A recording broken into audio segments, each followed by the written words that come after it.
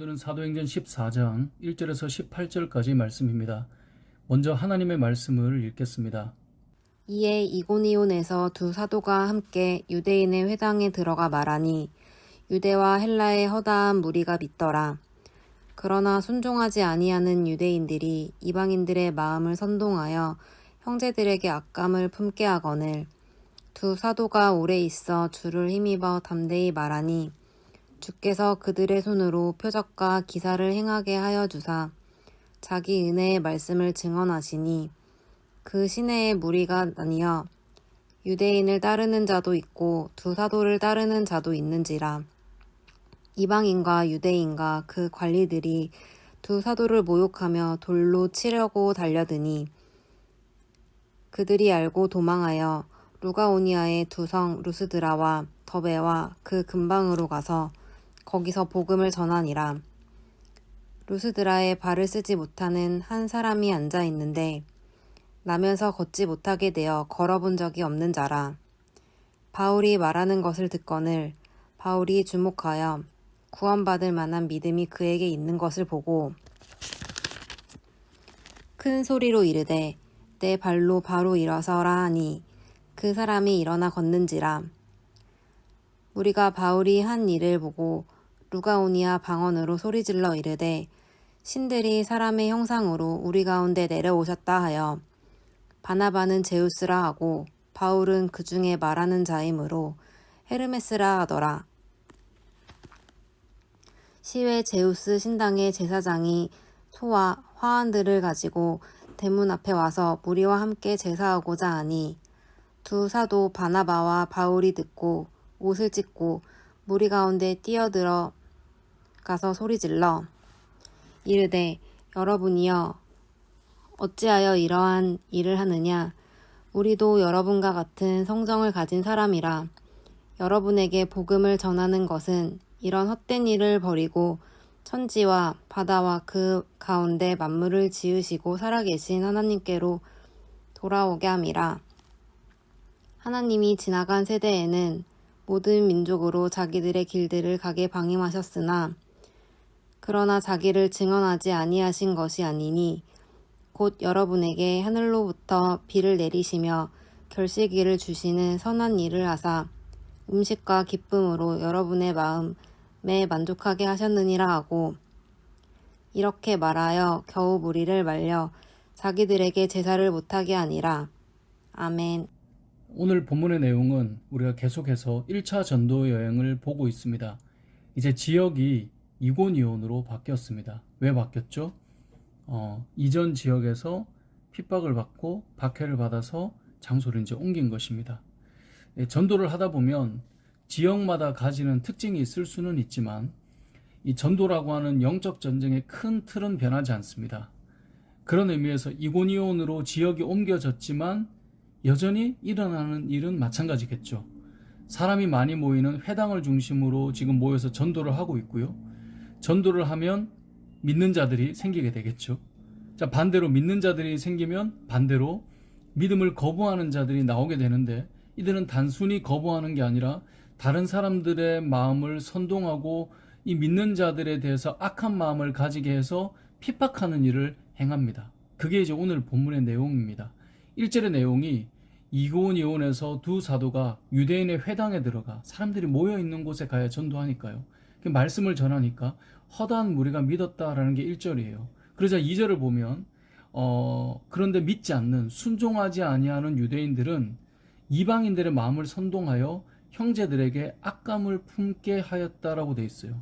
그러니까 믿지 않는 자들은 자기만 안 믿는 게 아니라 다른 사람의 마음을 선동해서 믿는 자들에 대해 복음 전하는 자들에 대해 나쁜 감정이 생기도록 하는 거예요. 그러면 어떻게 될까요? 믿는 자와 믿지 않는 자가 나눠지겠죠. 분열이 일어나겠죠. 그래서 4절 말씀을 보면 그 시내에 무리가 나뉘어 유대인을 따르는 자도 있고 두 사도를 따르는 자도 있는지라 이렇게 나눠져요. 그러니까 선동하고 나쁜 감정을 심어주고 분열을 시키면 이렇게 나눠져서 결국 과격해져요. 그래서 이 두 사도를 모욕하고 돌로 치려고 하는 장면이 이제 5절의 말씀입니다. 그래서 어떻게 할까요? 그 자리를 피해서 다시 또 도망을 가요. 그렇게 달아난 지역이 루스드라와 더 배인데요. 거기서 또 뭘 할까요? 또 복음 전하죠. 사도행전은 계속 이러한 사건의 반복입니다. 이 반복을 통해 우리에게 알려주고 싶은 것이 무엇입니까? 복음을 전하는 곳에 선동하고 악한 감정이 생기도록 만들고 핍박하는 일이 계속 생긴다라는 거예요. 하지만 동시에 복음을 전하는 곳에는 반드시 열매도 있다. 그렇기 때문에 우리 역시 담대하게 복음을 전해야 한다라는 것을 계속 말씀하고 있는 거예요. 사도행전을 묵상한다는 것은 앉아서 성경을 읽는 것에 그치지 않고 우리도 사도들의 모습처럼 복음을 전하라고 계속 우리에게 말씀하고 있다는 사실을 기억해야 됩니다. 그래서 우리가 그렇게 복음을 전하다 보면 너희도 이런 일이 일어날 거야. 그러니까 미리 알려주는 것처럼 듣고 실족하지 말라고 말씀을 우리에게 주시는 겁니다. 결국 저와 여러분이 사도행전을 대할 때 우리가 하나님의 복음을 전하는 전도자의 삶을, 구원의 열매를 맺어야 함을 다시 한번 도전하고 그런 삶을 살아야 된다는 것이 사도행전을 묵상하는 우리들의 자세일 것입니다. 오늘 본문에서 복음을 전할 때 일어나는 또 한 가지의 사건을 보여주는데요. 그것은 핍박을 피해서 이제 루스드라에 가서 복음을 전할 때 일어났던 사건입니다. 자, 그곳에 갔을 때 태어날 때부터 걷지 못했던 사람이 등장해요. 이 사람에게 그런데 믿음 있는 것을 보시고 예수의 이름으로 일으켜 세웁니다. 자, 이 사건을 통해 하나님께서 우리에게 하시는 말씀은 복음이 증거될 때 말씀의 은혜도 있고 우리의 마음에 감동도 있지만 더 나아가 믿는 자들에게는 하나님의 기적도 함께 일어난다는 사실을 우리에게 말씀하고 있는 것입니다. 복음에는 하나님의 능력이 나타나는데 가장 큰 능력은 그 사람이 복음을 받아들여 예수님을 믿게 되는 역사겠죠. 그런데 이러한 믿음의 역사를 위해 하나님의 기적은 함께 동반되고 있다라고 하는 것을 우리에게 말씀하고 싶은 거예요. 자, 그렇게 기적이 일어나면 사람들은 예수님의 이름으로 일어난 기적이지만 어디에 초점을 맞추는 일이 일어날까요? 기적에 초점을 맞춰 나가는 일이 일어나게 됩니다. 그리고 또 한 가지, 예수님의 이름으로 복음을 전했지만 예수님이 아닌 그 일에 쓰임받은 사람, 오늘 본문으로 보자면 바울이나 바나바가 신격화되는 일이 일어나는 거예요. 그래서 바나바는 제우스로, 바울은 헤르메스로 이렇게 생각하고 이들에게 절하고 이들을 높이려고 하는 현상이 일어나는 거죠. 이때 바울과 바나바가 했던 말이 무엇입니까? 15절을 보면 이렇게 말씀합니다. 여러분이요 어찌하여 이런 일을 하느냐? 우리도 여러분과 같은 성정을 가진 사람이라. 여러분에게 복음을 전하는 것은 이런 헛된 일을 버리고 하나님께로 돌아오게 하려는 것이다. 그런데 왜 우리에게 이렇게 하고 있느냐? 라고 말하고 있는 거예요. 사도행전 3장에서도 베드로가 걷지 못하는 사람을 일으켰을 때 동일한 일이 일어나죠. 수많은 사람이 베드로를 집중하게 돼요. 그때 베드로가 무엇이라고 말했습니까? 이스라엘 사람들아, 이 일을 왜 놀랍게 여기느냐? 우리 개인의 권능과 경건으로 이 사람을 걷게 한 것처럼 왜 우리를 주목하느냐? 누구요? 우리를 주목하느냐? 베드로를, 요한을, 사도들을 주목하느냐? 이 말이에요. 사람들은 보이는 사람을 주목하는 경우가 많습니다. 생각해 보십시오.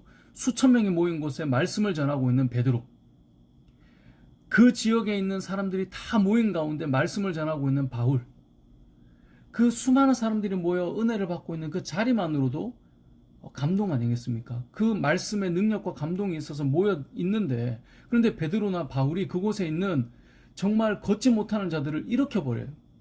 그럼 그 분위기가 어떨까요? 우리는 이 상황을 이제 글로 읽으니까 침착하게 이성적으로 왜 사람에게 집중할까 생각할 수 있지만 우리가 그 현장에 있다면 어떨까요? 저도 이 대형 집회에 많이 가봤거든요. 대형 집회에 나오는 거기 대형 집회에서 예배드리는 그 현장의 그 뭐라 그러죠? 감동은 사실 말씀 그 자체도 있지만 그 자체가 주는 그 어떤 임팩트가 있더라고요. 찬양을 할 때에도 그 엄청난 스피커에서 나오는 그 음량이라고 해야 되나요? 그 찬양의 그 파워풀함이 막 가슴을 꽝꽝 때리는 느낌도 들고요. 메신저가 말씀을 전할 때 그 마이크에서, 그 스피커에서 나오는 소리들은 그냥 우리가 말하는 느낌과는 완전 다른 그런 부분이 있어요. 같은 목회자도요, 수천 명이 모이는 그 갇혀져 있는 곳에서 설교를 할 때와 수십 명이 모여 있는 곳에서 설교를 할 때는 같은 목회자인데도 다르게 느껴진단 말이에요. 한국 교회에 유명하다라고 하는 목사님의 집회를 저도 이제 갔을 때가 있는데 진짜 어마어마하게 모였고 그 찬양부터 시작해서 그 사운드와 엄청난 그 이제 마이크에서 나오는 소리부터 이게 너무 다르더라고요. 근데 나중에 그분을 이제 따로 세미나가 있어서 갔는데요. 정말 친한 동네 아저씨 같은 그런 느낌. 그 느낌도 사실 너무 좋았는데 말하고자 하는 건 분위기가 너무 다르다는 거죠. 오늘 본문에 일어나고 있는 현상, 루스라에서 복음을 전할 때 그 수많은 사람들이 모여 있는 자리에서 말씀만으로도 은혜가 되는데 앉은 자가 일어났다. 그 엄청난 기적 아닙니까? 복음이 선포될 때 믿는 자에게 기적이 이렇게 함께 일어날 때 사람들은 그 예수의 이름으로 일어나는 그 놀라운 역사 가운데서도 그를 행하고 있는 사람들에게 집중하게 된다는 거예요. 그래서 오늘 이 본문을 통해 우리가 기억해야 될 메시지는 복음이 선포될 때 믿는 자에게 기적이 함께 일어나게 된다라고 말씀하시면서 오늘날도 동일하겠죠. 그리고 이러한 역사 속에 사람이 주목되는 경우들이 있다는 거예요. 바울이, 바나바가, 베드로가 조심해야 했던 것처럼 듣는 회중들도 늘 조심해야 됨을 알려주는 것입니다. 이 모든 역사는 예수의 이름의 능력이고 바울과 바나바는 예수님의 종으로 쓰임받는 자라는 사실을 우리에게 알려주고 있는 거예요. 사도들도 스스로 조심해야 하고 회중들도 조심해야 된다라는 것입니다. 오늘 본문을 통해 우리가 알 수 있는 것은 무엇입니까? 복음이 선포되는 자리에 복음의 능력과 역사들이 일어나죠. 동시에 핍박도 있고 그 안에 선동도 있고 분열도 있다라는 것.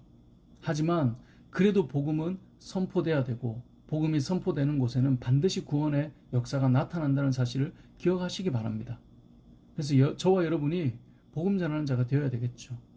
더 나아가 예수의 이름이 선포될 때 그곳에 기적이 일어난다는 사실과 그때 사람이 높임 받을 수 있는 위험도 있다는 사실을 기억하시고 저와 여러분의 삶 속에 복음 전하는 현장에서 구원의 열매가 잘 맺혀져가는 은혜가 있으시길 주님의 이름으로 축복합니다. 아멘.